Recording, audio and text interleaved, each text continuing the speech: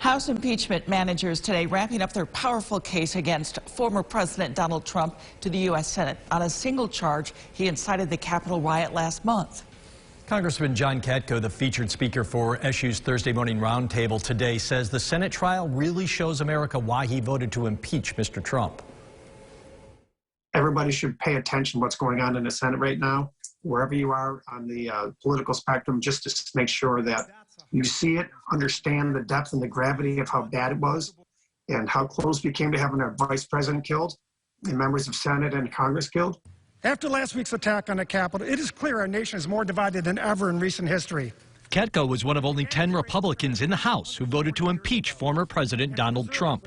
And let's not forget, he's the one who invited everyone to come to Washington on January 6th, and he's the one who got people spooled up beforehand. He knew of the dangers of a problem beforehand because he was getting the same briefings we were, and yet he turned up the heat even that much more on January 6th.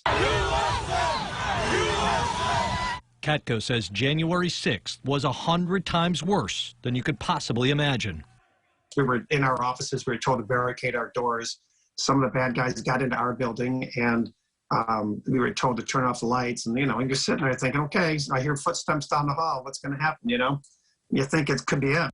Katko says walking into the Capitol to vote on certifying the presidential election and seeing the mayhem that had ensued earlier that day, afterwards, really deeply affected him. Katko says he knew voting to impeach a week later could cost him his job, but says it was the right decision. I think it's the toughest vote I'll ever take, but it's one of the proudest votes I ever took, and it's given me great clarity and great strength.